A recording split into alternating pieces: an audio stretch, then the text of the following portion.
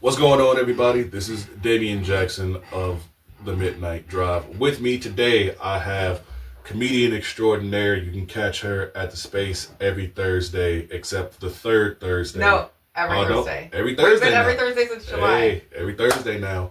Ladies and gentlemen, give it up for Kristen Unakis. How you doing? Yay! Right, clap for me, goddammit. I'll put a clap sound on when I edit There this. There we go. All right, how you been? Good. I haven't seen you in a while. Busy. We've all been busy as fuck. You've been doing comedy around, not just here, but fuck, what do you like, Peoria or Springfield and all these other different places. Bloomington. Yeah. Shit, how's the life been? Oh, fun. Lots of fun. I've actually been winding back on doing comedy shows. I have some coming up, but I've been not doing as many because it was kind of stressful. But the open mic is going well. Like, we're every Thursday. We've been every Thursday since last summer, so almost a full year that we've been going every Thursday. Yeah, Sweet Milk just goes before, and then we go after. Oh, okay. So 8 to 10 every Thursday. Hell yeah. Yeah, I remember it was like every third Thursday. It was that was for a couple months.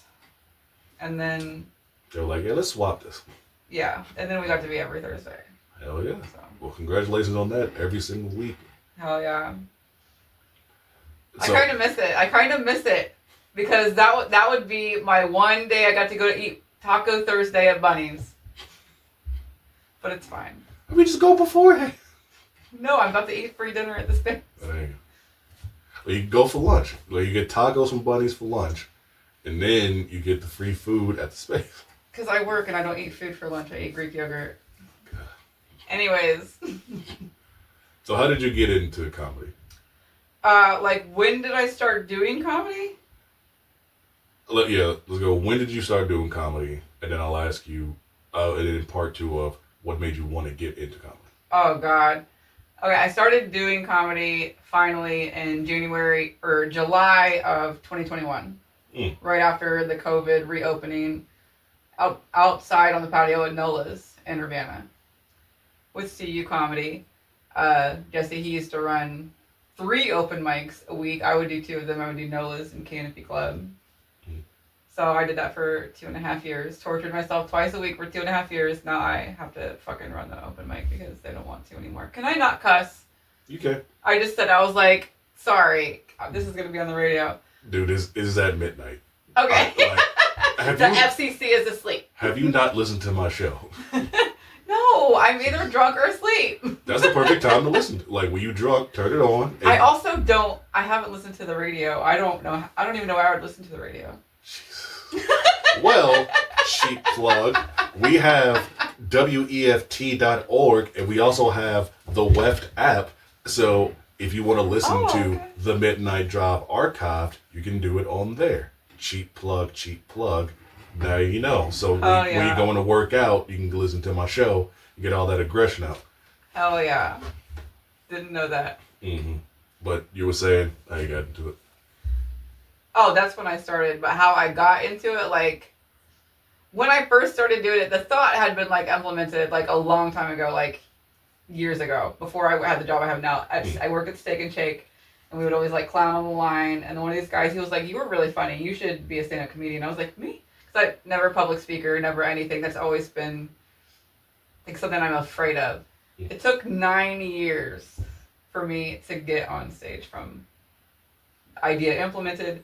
I would, like, think about it. I went to some open mics. I would hang around just in the back, like, watch stuff for a little bit, not a lot, because I was, like, raising a kid by myself. But then when she got older, at the end of, like, 2019, I started, like, doing these things, building, that was on my list, and then COVID happened. Thank God. I was like, you have some more time to get your shit together, and then you can do social. But, yeah, that's how long I, like, thought about it. But I've always loved comedy. I got into comedy really when I was like 7 or 8. I had my own, like, little 13-inch black and white TV, and the highlight of my day was Conan's monologue. Like, that's my favorite like Conan's monologue, like late night shows, Weekend Update type comedy. That's what I grew up watching and loving and like looking forward to all the time. Yeah, that is a weight. That is definitely a catalyst to get into it. So is Conan like one of your favorite comedians, or like who are like some people that influence you? Yeah, I definitely loved him growing up. I grew up watching like Chris Rock was really popular. Dave Chappelle was coming up and he got really popular. He was my favorite. Chelsea Lately was also a type of show like that. I grew up watching that, and then I loved her stand up.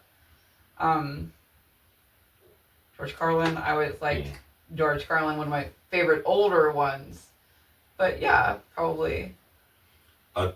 From knowing your stand up stuff, I could tell Chelsea has like a big influence on you, because she was kind of that one that was like, I'm not gonna say like the grimy woman comic, but she definitely was like put some stuff out there. It's like she was definitely the dirty one. Right. Like, shameless. Yeah. She was like I know I'm a girl, I know what I look like, I don't care. Let's talk about it. Yeah, it was definitely like the guys can do this. Let me get a show where I can do the same thing. Exactly. And she even put better. she put a lot of people on too. Yeah, I know. Yeah. And I don't know if she still does like stand up or whatever. I know she had like her. She does. And I'm not gonna even get into it. She's not one of my favorites anymore. She's like super. She's like super political, but she's like super like I'm so far left. She's like a liberal, where she's like, guys, vote for Joe Biden or whoever. It doesn't like fuck Palestine. You know what I mean? Like she's like. Like is she serious about it, or is this like the? Oh yeah, like that's why. Like I don't know. She's gone. Like I don't know. She has a new special. I'll check it out. Because there's like those comedians who like he'll say stuff like that, but it's that very satirical. Like I listen to a lot of Tom Segura and like Two Bears One Cave, and he'll do that shit, and it's like it's the way he's saying it is like he really doesn't believe in that shit. Oh no, I don't. I don't like that shit. I don't really listen to Segura, but like I said, Chris Rock was one of my favorites growing up. I watched his latest special. I couldn't even watch that because he was like, it was like you either die the hero or you watch yourself become the villain. You know what I mean? Like he kept talking about like his whole bit about cancel culture. It's like, bitch, who the hell has been canceled? How can you be canceled and be selling out shows at Madison Square Garden? Shut the fuck up. Shut up and be funny. Do you remember how to be funny? Before you became a millionaire, do you remember how to be funny? Man, I mean, like going into that, like cancel culture really is not really like it's there for some people, but not really. Like you saw with Louis C.K., where he was quote unquote canceled, and he's still out there doing shows. I can't remember who it was who said it was like you don't get canceled. It was Chad Daniels. He was like, you don't really get canceled. It's just your platform gets moved, like your fans move. Exactly. You're doing fine. You might gain more fans. There's some people definitely for sure that like people just don't want to hear from. Like I don't know if Dane Cook's doing shit, or like Chris D'Elia. But oh my god, right? Louis C.K. That's funny because I remember when all that shit happened. I'm not a fan of his. Never have been. And when all of that shit came out about him, I remember seeing like people post on Facebook, like all these guys, and they were like, "Oh my god, never idolize anyone." They were like disappointed, and they were like, "Oh what? I can't believe this is happening." And I was like, "Let me check out one of his specials and see why everyone's upset." And so I got like 5 minutes into it. I'm like, "Why are you screaming at me?" I don't like the Lewis Black, like the screaming, I can't deal with an hour of that. Yeah. Like I got a little of that, like the cancel culture thing with Carlos Mencia when they were saying he was stealing from George Lopez. And I really like Carlos Mencia. Like I thought his comedy stuff was good when he had Mata Mencia on Comedy Central. He was the dad of I can't think of his name, from Proud Family. I never even heard that. Really? Yeah. Yeah, it was a whole thing. Nope. So Joe Rogan called him out, saying that he was stealing from like George Lopez. And Bill Speaking Cosby. of people who aren't funny. Yeah. Yeah. That's probably why I've never heard of it. Do I look like I listened to the Joe Rogan Experience? Well, it wasn't even on his show. It was like he went up on stage and like called Carlos out and all this shit. Oh, yeah. It was one of those things. So nobody saw it. I definitely didn't see it. No, people saw it. Like, I know, but I'm saying I didn't see it. Yeah. I don't think he's funny, and I never have. And for a long time, like when his podcast was first coming up and it was getting real big and everybody liked it, I remember I was like, why the fuck does everyone care about what the Fear Factor guy has to say? Yeah. Because that's what I knew him from. I knew him from Dave Chappelle's skits as the Fear Factor guy. I'm like, that's the Fear Factor guy, obviously. I didn't know he was a comedian also, and a fighter. Mm-hmm. And a loser. But anyway. Joe Rogan, don't try to fucking sue me. Even though this is true, don't sue me. Right. I said nothing. She said all of it. I said it. I mean, I think my biggest thing is it's the overhyping of people. And it's not just with comedians like Joe Rogan or whatever, it's with celebrities and stuff too. Like we do see people standing, even though people don't want to give Eminem his props for like rapping, like you've been saying a word that he made up. But you hear it like, I'm a stand of this person, I'm a stand of that person. It's like, it's not a good thing. Right, No.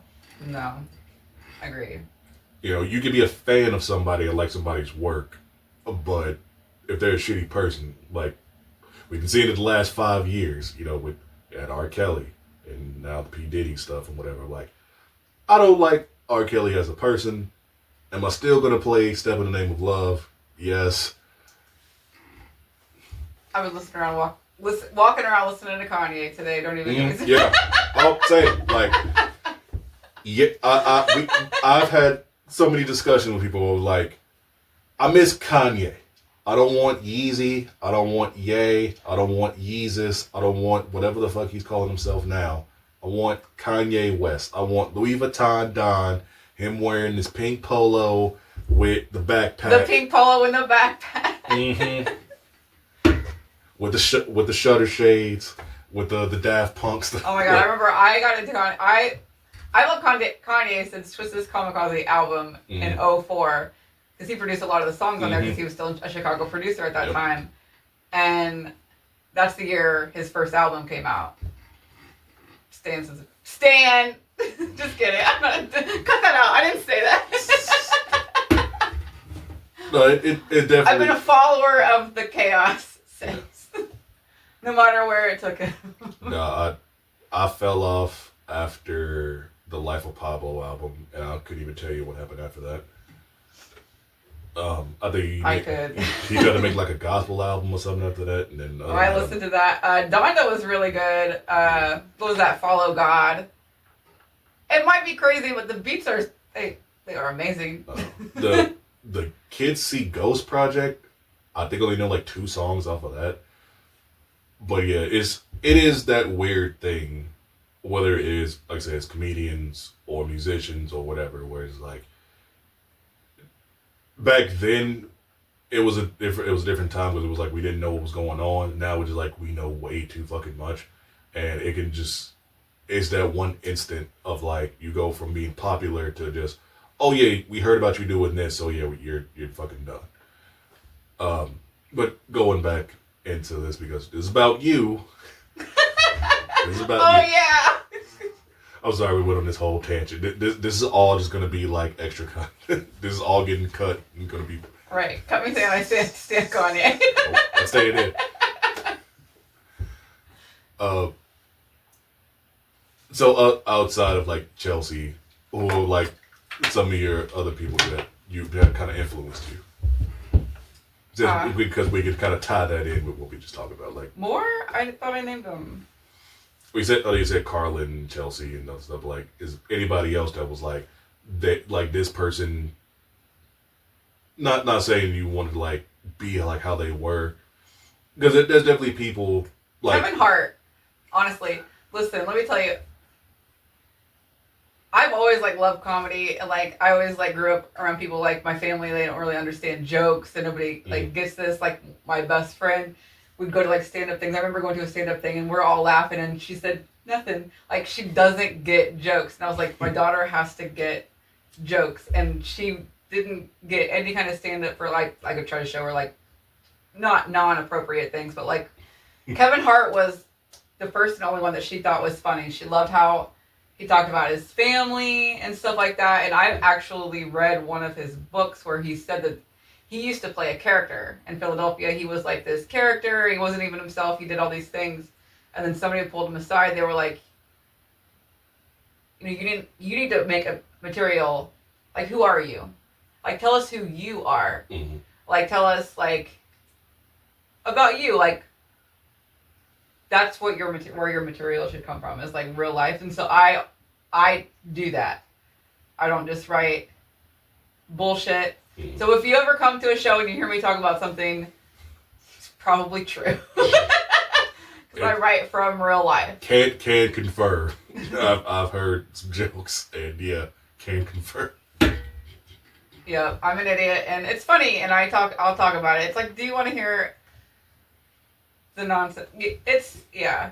So that's really influenced me to go that way. Going along with that, like, do you feel that's where kind of like the evolution of comedy is going towards? Like, instead of doing bits and stuff like that, it is more like a personal thing. Yeah, well, it's like you can do like bits, but it's like, as a comic, if you're gonna like be doing this, like, who are you? Mm-hmm. Like, you know, like, who are you as a person? Like, I don't know. It makes the audience feel like they know you, and so then they enjoy your material more. Yeah. But you know what I That's mean the hope. when I say that too, because like the Jerry Seinfelds with the what's the deal with blah blah blah. Oh, I or like the don't like that. Yeah. Or like the I can't think of their name now, but like the constant one-liners. Or that like the Larry the Cable Guys, like the Here's Your Side. Well, not. Oh, that's Billy involved, but you know, going from that stuff. Like the Jeff Foxworthy's, you might be a redneck. Right. Those are characters, though, I would think. I'm not a real big fan of that. Or puppets. If you... See, I hate prop comics. I'm a Jeff Dunham guy. I like Jeff Dunham. Hate prop comics. I'm like, get out of here. But it was like those type of things in like the 90s and early 2000s. Like Carrot Top was like huge with his prop comedy stuff. But now it is kind of like a more, hey, this is my life. I'm going to tell you this story about some crazy shit. And I do like it more. Like, do you kind of feel the same way where it's like having more of that, like, this is my personality or type of thing is better for comedy than just being like, oh, hey, I did da-da-da, blah, blah, blah, and then just doing like a punchline in a bit. That's the thing, though. That's the thing, and that's what I do. I write from real life, but like instead of just telling stories, which is what I used to do, you want to try to write it as jokes with punchlines. Boom, boom, boom. Last per minute. Mm. That, like, I don't want to just get up there and tell some long-winded ass story, and people will, and if you ask me about it, I'll be like, you know, like, if you want them to laugh more, you have to take, like, not everything is funny. You have to make it funny, maybe make some changes to it, to tweak it, to make it to where they are jokes. There's punchlines. There's a point. Or you can just keep, that's why you'll hear people do them over and over again, because they're like, less words, more tags. That's what you want. More tags, more laughs, more laughs. That's a process. And so, yeah, it takes a lot of time. And that's what you spend your time at the open mics doing. If you're a comic that loves torturing yourself, that's what you do. I've done a lot of, like, the comedy open mics. Done a few here. I've done some when I was in Wichita. And I used to always notice, I was like, why are they doing the same jokes, like, over and over and over? And I understand it's like you try to get, like you said, the laugh per minute. It's the joke gym. It's the joke gym because we are trying to get booked at shows where people pay us money. And we do, and we take these things with us and we'll be able to write a set list and be like, I can do 15 minutes. Because Do you go there and do brand new jokes? No. This is what you're cooking at the open mic. That's what you bring with you. And so that's what, like I told people before, like, if you ever want to get booked, a booker has to know, like, what they're bringing. He doesn't want to be like, oh, so-and-so, like, I don't know what the hell they're going to get up there and talk about. You want to know, like, what kind of comedy is this person bringing, what, you know what I mean? Mm-hmm. So it's like practice for the game. Yeah. I mean, it makes sense. Like I said, when I was doing it, I was like, why aren't people doing, like, newer stuff? Like, I've heard this, like, the past, like, 2 months. Like, what's up? And I definitely do get that every week is going to be a different crowd, or you might have the same people, never know. But like you say, it's getting your reps in. Like, yeah. It's warm up before the big game. Right. Do I like this joke? How can I get to the punchline faster? Can I word it differently? How can I, transitions, putting it together? Like, how do I like it? Like, you work with it and be like, how do I like telling this joke? What works the best? Because we want to get booked. Why do we want to get booked? I don't know. Are you a big, like, writer on, like, jokes, or does like an idea just pop into your head? Both. Have you written jokes for people? Yeah. I'll hear theirs and I'll give them notes that they've taken. If you were offered the money to, like, write jokes for, like, someone big, who would it be?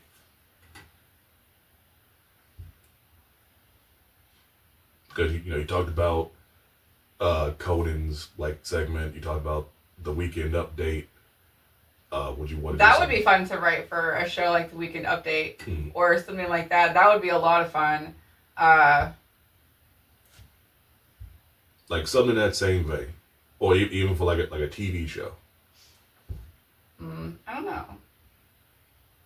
I would want to write for me, honestly.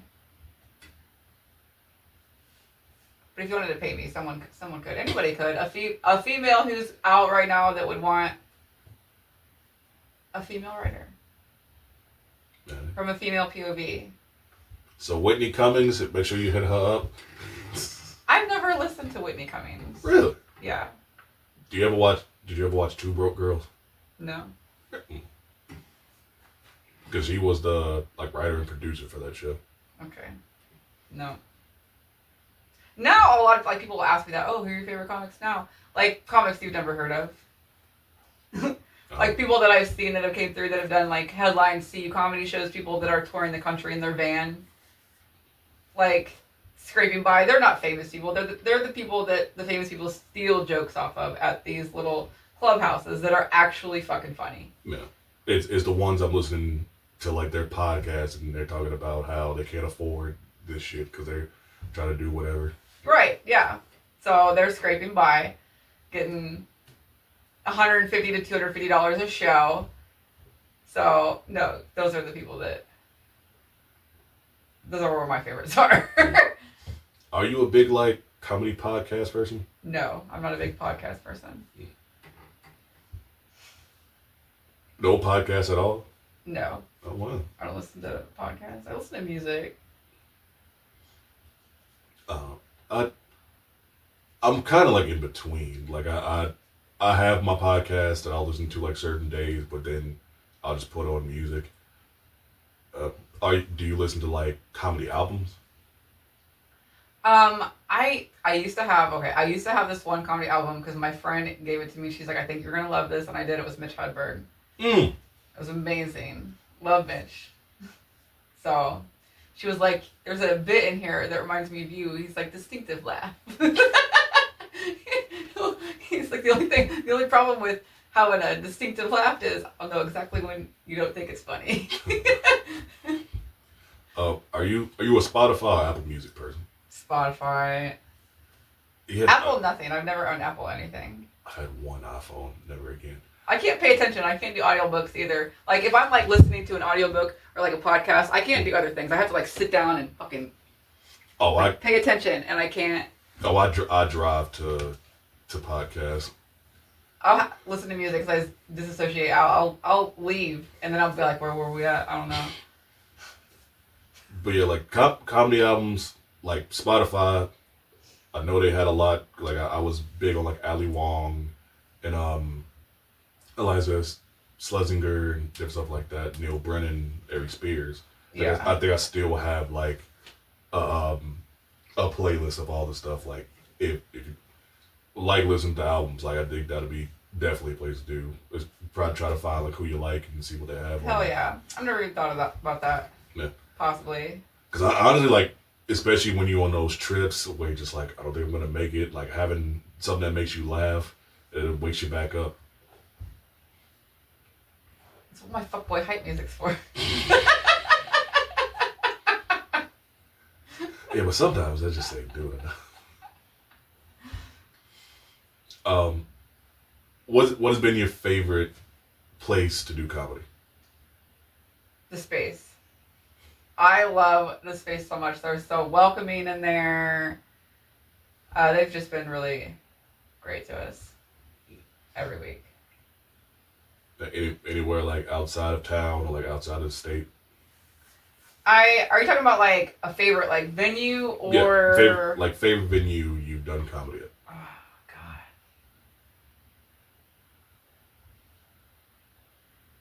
I always loved Nola's back patio as when I would just go as someone that was going to do the open mic.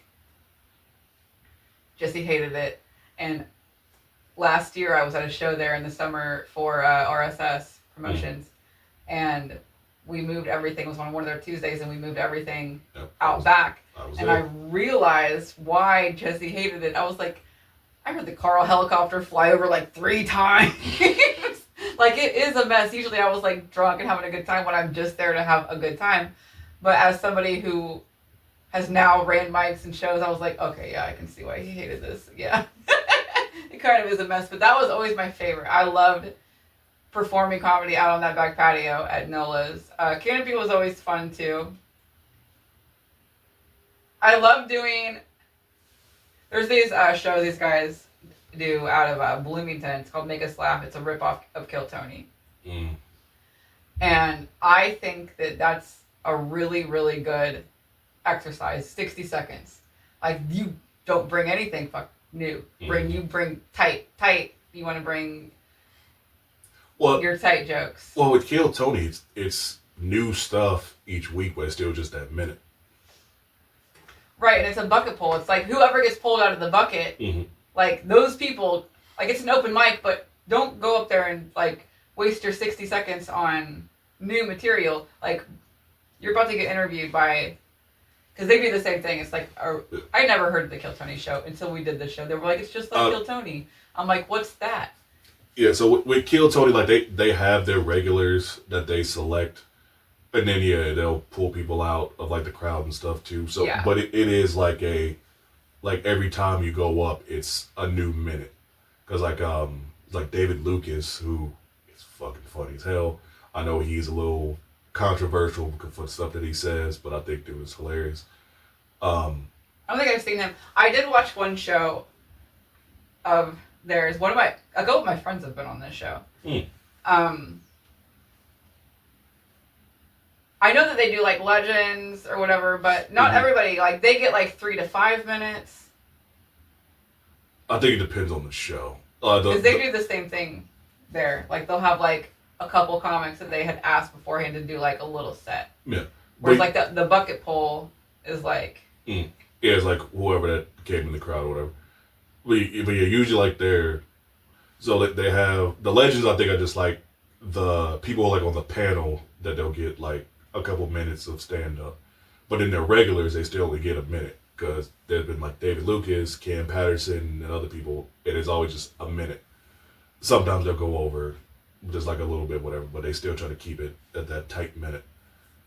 I have to have you. You say you've done stuff like that before. Like how was that experience? The Make Us Laugh show is a ripoff of that. They do exactly the same. I've done the bucket pulls and I've done the panel. I'm going to be on the panel next Friday at Bloomington at the Station Saloon. They do it sometimes at this Casper Brewing Company. It's on a golf course in Normal, I believe. I love doing it at that place. It's really fun. All the windows are glass, so you can see out at everything. It's like a brewery. They don't have any alcohol there, but they have a house brewed, like a seltzer. You can add syrups to. God, I love to get drunk there. And do that show. It's so fun. That's one of my favorite places to do it now. Yeah. I always look forward to going there. So, have you been out of like Illinois to do shows? No. Only in Illinois. Central Illinois. Is that on like your bucket list to like try to do more stuff like out of the state? Or? No. My goal last year my goal was to get booked for more shows, and then I got booked for an ungodly amount of shows and started running an open mic every week. And so this year my goal was to find a nice balance. So honestly, I feel on that. I think that's just everybody's goal is like make enough money, have enough shows, and then have time to relax. Right, yeah. Because like this is my hobby. This is my like full-time job. I have a full-time job and a side hustle. This is my hobby. I don't want it to get to the point where it's not fun anymore and I'm not having a good time. And so I was kind of like getting there. So yeah, I don't really want to, like I like running the mic here. I like fostering the local comedy scene and trying to like grow it and trying to, in doing things around here. I love supporting Broad. I like going to their open mic every month. Like I said, I love the Make Us Laugh show in Bloomington, which is not that far away. It's like an hour. Yeah. But other than that, I don't want to go too far. Oh, not trying to get No, famous? it's not my goal. It's not my goal. I have an autoimmune disease. I live in the United States of America. I gotta have health insurance. You can't see a girl living out of a van traveling around because we don't have universal health care here. I gotta have health insurance or I die. So. You gotta have that insurance. Yeah. So no, and it's not really a goal, anyways. That shit would be so stressful. Oh my god. I did comedy once in Chicago, and I never went back. I never wanted to go back. I was like, this was the shittiest open mic I've ever done in my life. And what happened?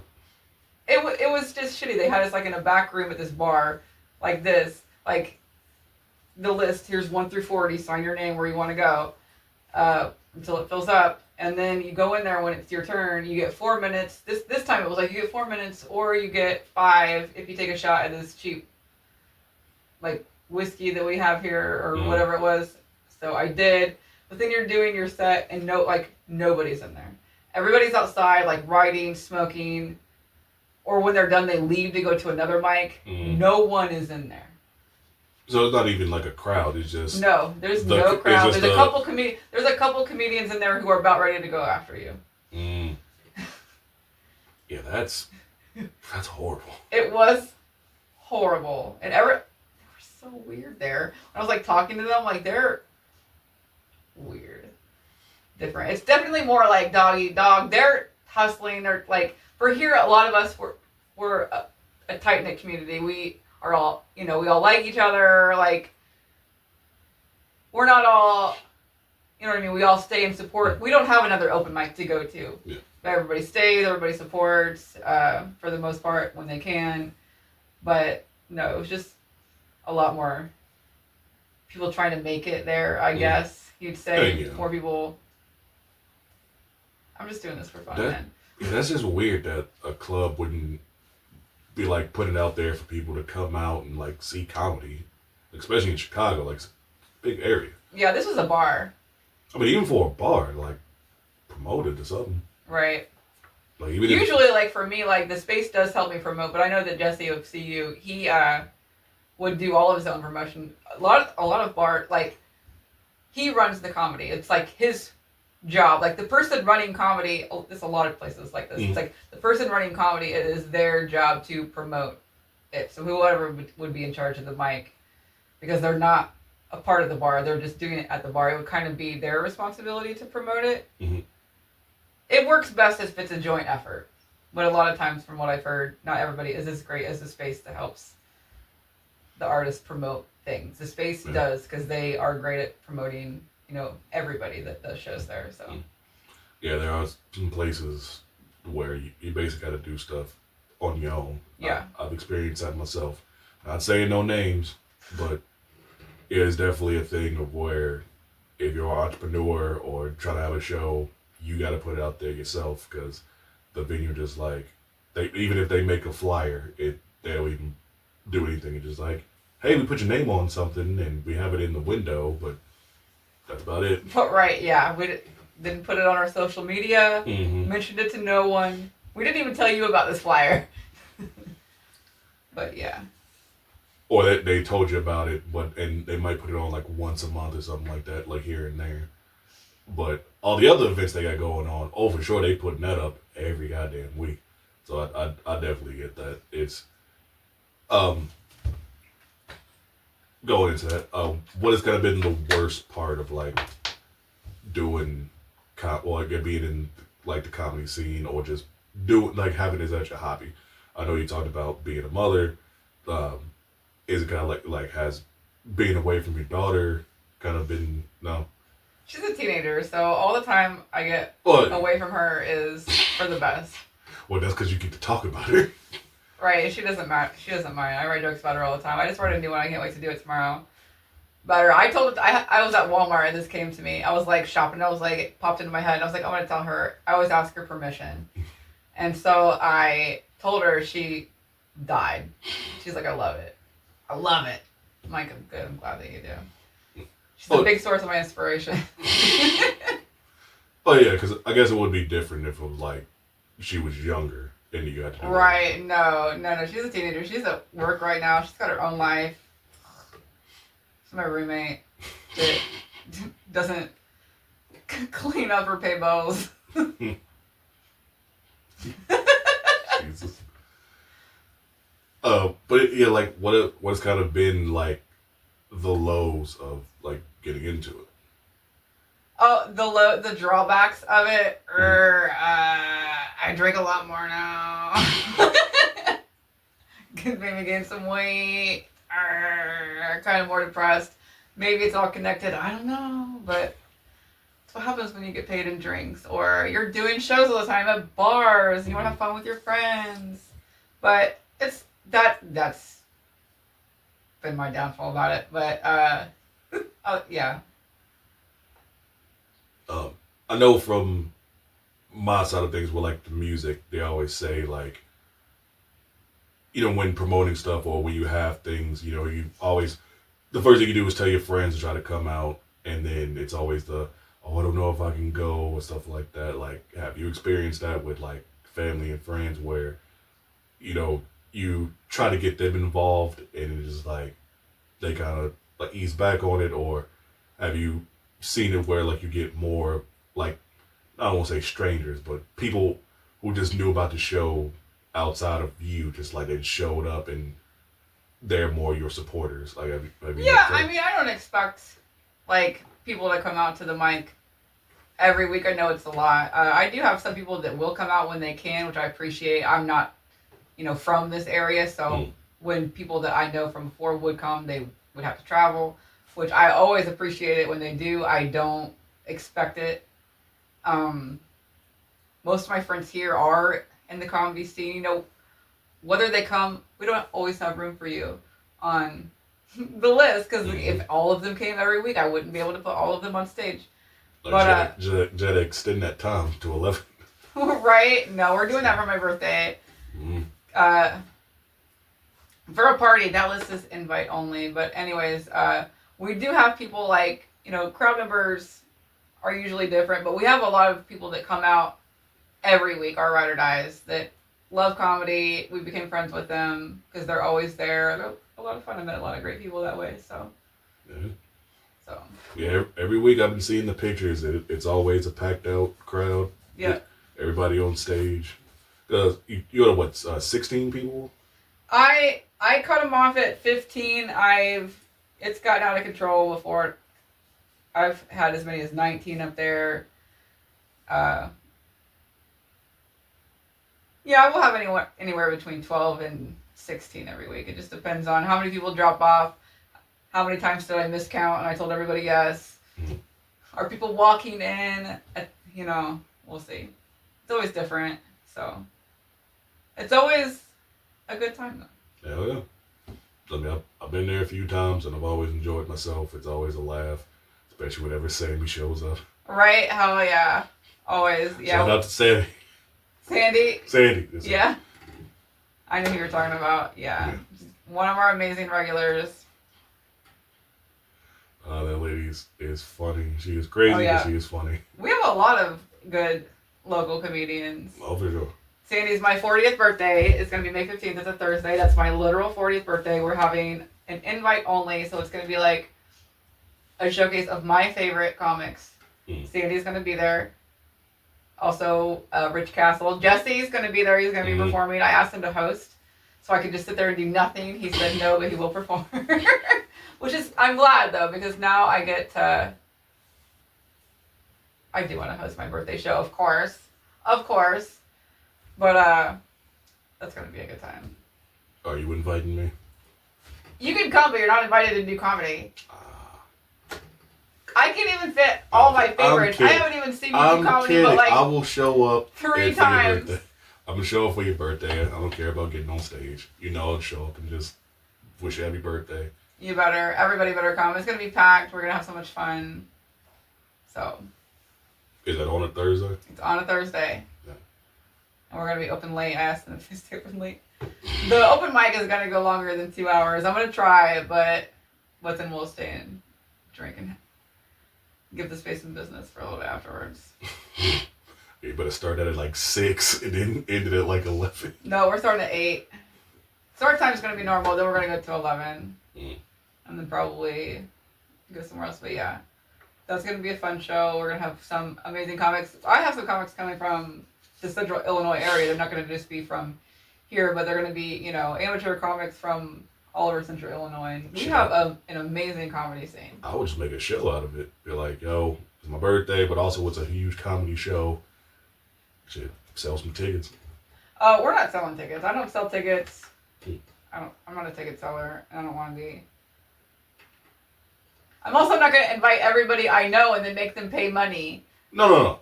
Not invite everybody. Like, the people. I am inviting everyone I know, though. I've invited 200 people to this thing on Facebook. Oh, shit. That place is going to be packed. We're going to be, yes, it's going to be packed. Everybody's going to be fun. It's going to be ready. Get ready, Ian. Get ready, Liv. Get ready, Laser. It'll be dick to butt in there. They're like, we're expecting it. No less. Jeez.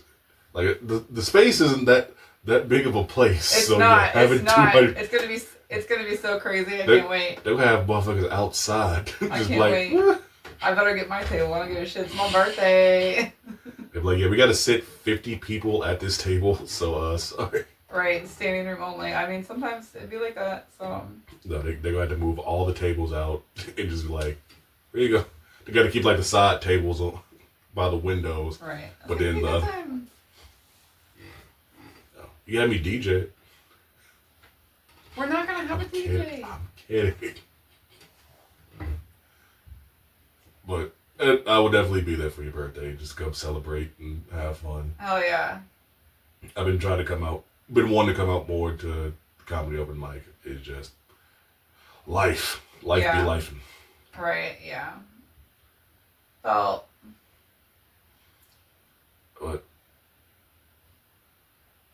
okay, actually, because I do this with the bands, I'll ask this with you because we were talking about this earlier.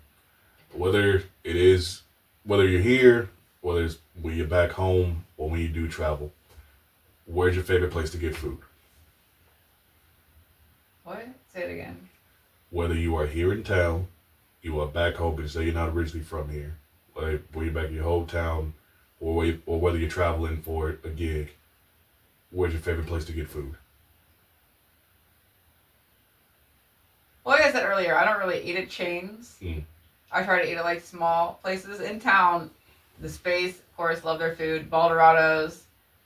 It's one of my favorite places that I love to go if they're open. Manolo's. It just depends. You'll see me, if I'm traveling, I'm in my car, on my phone, Google restaurants, arrange by distance, open now. Who's the closest to me? And then I just go through it and then I find someone that way.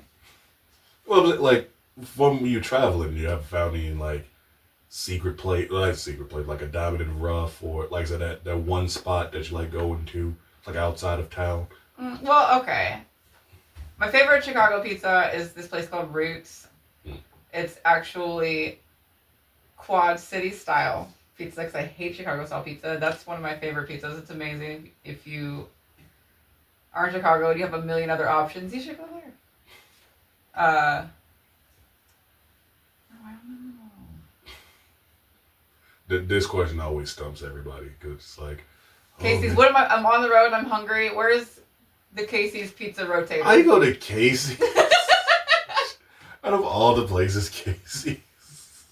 That pizza slaps. I mean, it's midnight. Where else are you gonna go? McDonald's?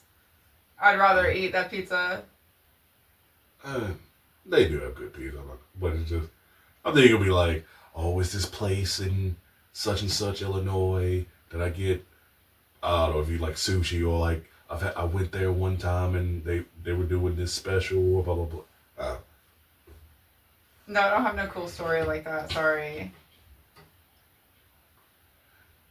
I know you got a cool, but like the Roots thing, that actually is really cool because I don't think I've heard of the place before. Yeah. Oh my god, it's very very good. Thin crust. It's a thin crust pizza. I love thin crust and I love New York style. It's my favorite. Like sloppy pizza, you can fold it. Chicago style is thin crust. Not the deep dish. Tavern style. Do what? Tavern style is. Tavern style, but Chicago style is that thick bullshit. No, you think of a deep dish. That's. When you Google it, if you ask anybody, oh, you want Chicago style like Papa Del's, that's what they think of. That bullshit. So. Tavern style, that's different. Like that's a thin crust. This pizza is called Quad City style. It started in the Quad Cities. Because yeah, like Tavern style is actually the Chicago style, like pizza. I know deep dish people say Chicago style, which technically Pizzeria Una, Giordano's. I think that those all are shitty. I think that if you're gonna get that, Papa Del's is better. No. Which it's not my favorite. No.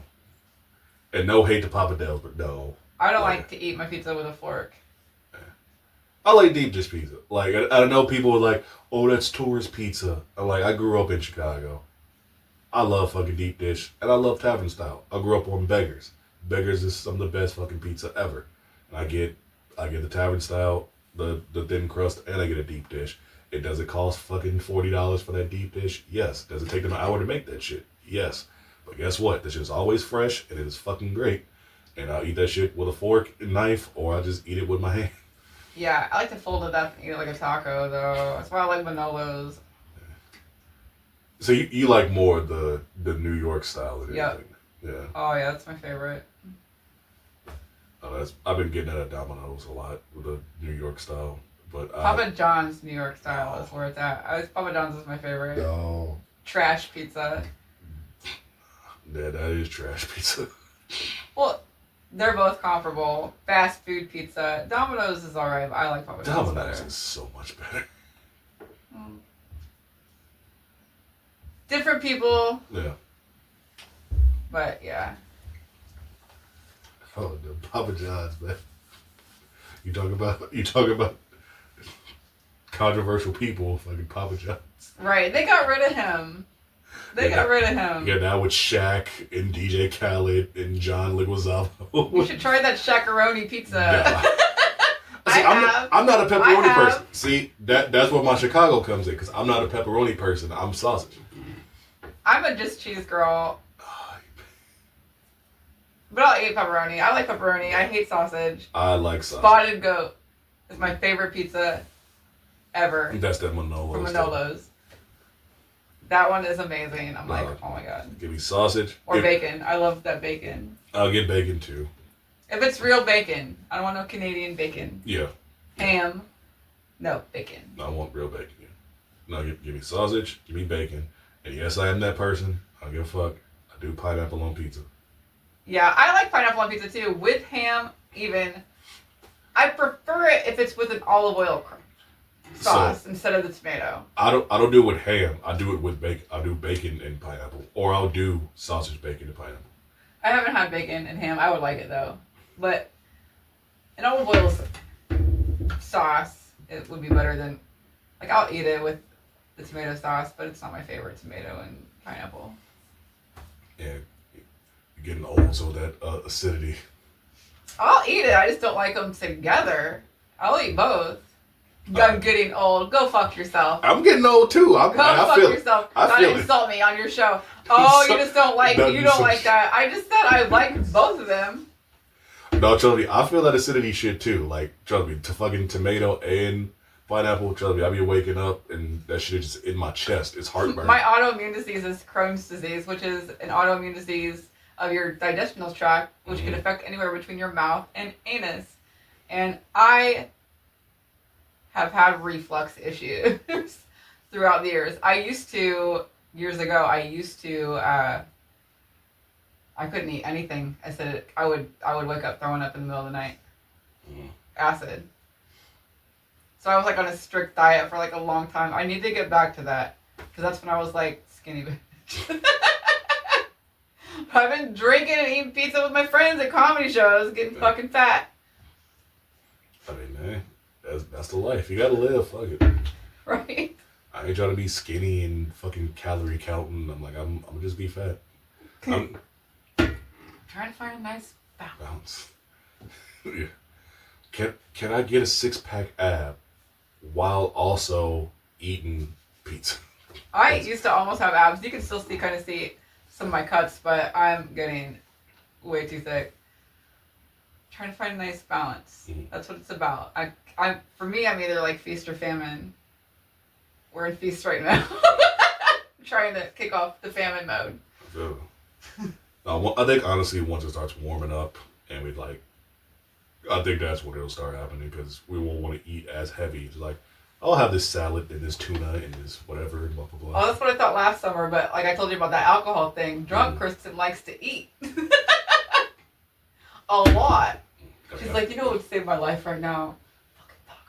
Fucking Taco Bell. Fuck yeah. Speaking of, we're gonna go get some food because we keep talking about food. Oh yeah, I'm so hungry. I haven't eaten food today. Me neither. But alright, it is amazing and it was cool to have you on this. This will be on YouTube and stuff, but tell people where they can find you, where they can find all your comedic stylings. On Facebook at Kristen Unakis or on Instagram. Follow me on Instagram at Kristen Comedy, Kristen Comedy. Alright. Once again, appreciate you having me on here. Thanks for having me. I know the show was probably like an hour, but we might have to do like an extended cut of this. Right. Cut me out saying I stand Kanye. I never said it. It's a lie. It's a lie. Alright, this has been Kristen. I've been Damien. Live long, rock on. We out.